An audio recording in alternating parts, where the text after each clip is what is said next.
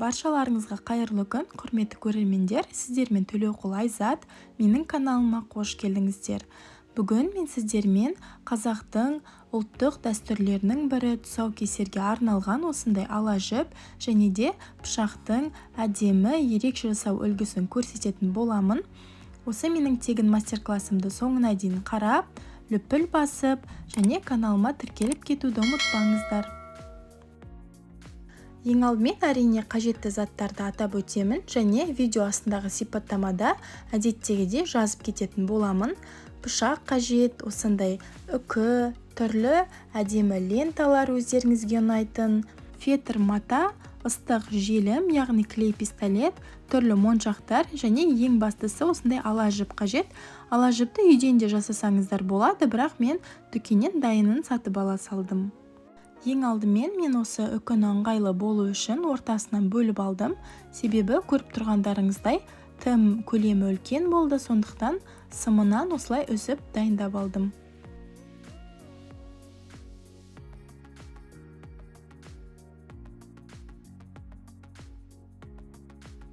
Кейін дәл сол дайындаған үкілерімізді ала жіптің екі шетінен жақсылап желімдейтін боламыз.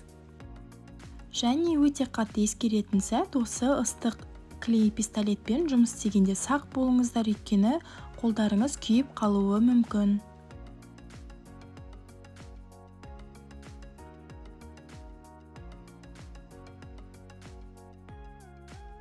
Және кейін осы клейленген жері білінбес үшін дәл осындай әдемі лентамен желімдеп жауып қоямыз.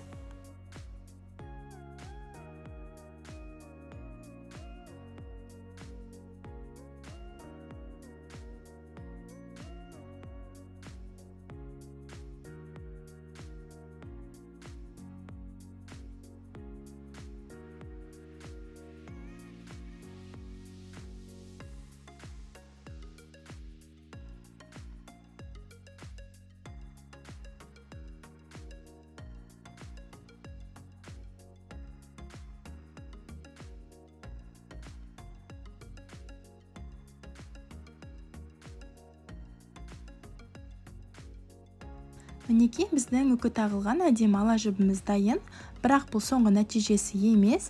Келесі кезекте осындай әдемі ленталардан әдемі бантик дайындаймыз. Видеода көріп тұрғандарыңыздай мен бантик дайындау үшін екі осындай лента пайдаланатын боламын. Ол сәл қиынырақ. Сіздер мысал қаласаңыздар бір ерекше әдемі лентаны да қолданып жасасаңыздар болады. Бантикті қалай орау керектігін осы видеода нақты көрсеттім. Сәл мұқият қарасаңыздар, жасалу жолы оңай, және мен мүлдем жіп, ине жіп қолданған жоқпын. Тек осы клей пистолет арқылы барлығын желімдедім. Дәл осы сіздер көріп тұрған тұсаукесер жиынтығы менің практикамда екінші рет, яғни ең алғаш рет ұлымның бір жас тұсаукесер тойына дайындаған болатынмын. Ал осы менің сіздерге ұсынып отырған наборы ол қызымның бір жас тұсаукесер мерейтойына арналған.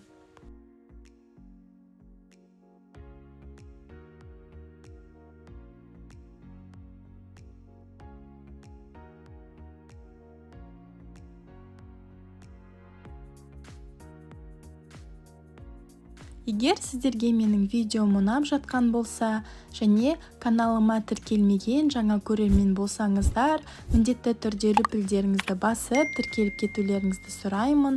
Сол кезде қазақ тілді контенттің YouTube'да дамуына өз үлестеріңізді қосар едіңіздер.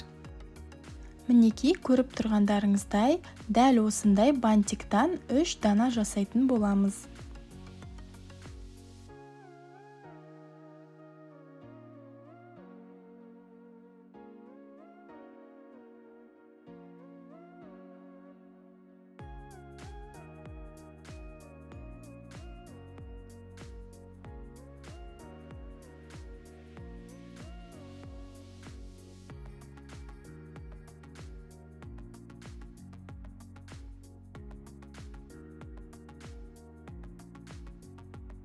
Бантиктердің біріккен ортасына өте әдемі осындай тас не моншақ жабыстырамыз.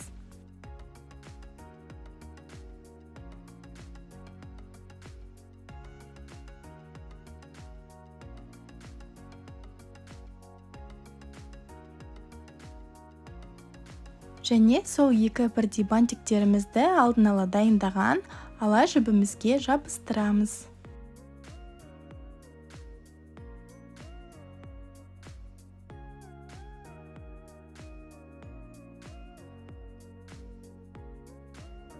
Міне біздің өте әдемі эксклюзивный ала жібіміз дайын. Енді пышағын дайындауға кірісеміз. Ең алдымен әрине әдемілігі үшін пышағымыздың сабын осындай лентамен жақсылап жауып шығамыз. Менде көріп тұрғандарыңыздай барлығы осындай бежевый айвори түс болғандықтан сол түсті қолдандым. Сіздерде егер ұл бала болса, басқа да сұр түс, көк, көгілдір әртүрлі ерекше түстерді қолданып жасасаңыздар болады. Міне дәл видеода көрсетілгендей біртіндеп әдемілеп лентамен орап шығамыз.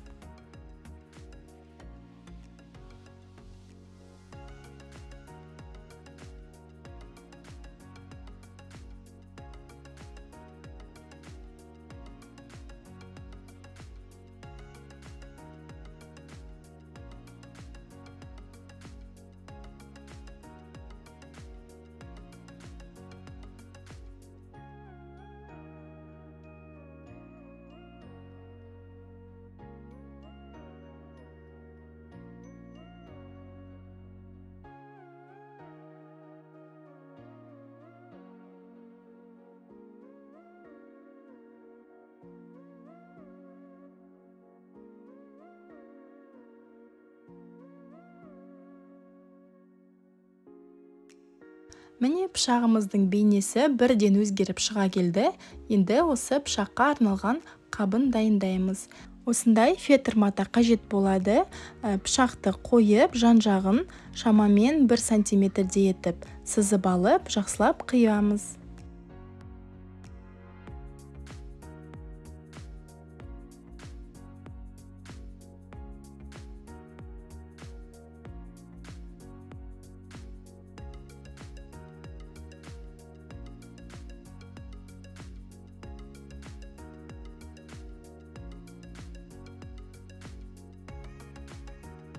Осылай шеттерінен жұқалап клей жағамыз және бір-біріне беттестіріп, ақырындап желімдейміз.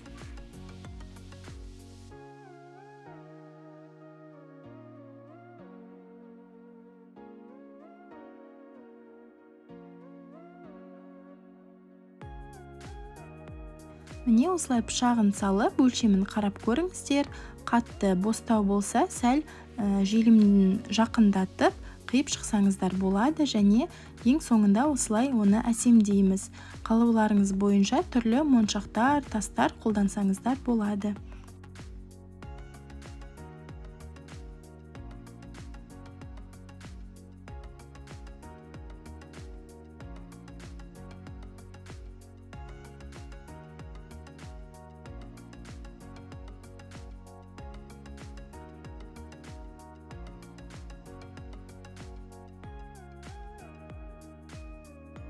Міне екі жағынан да дәл солай моншақпен әсемдедім.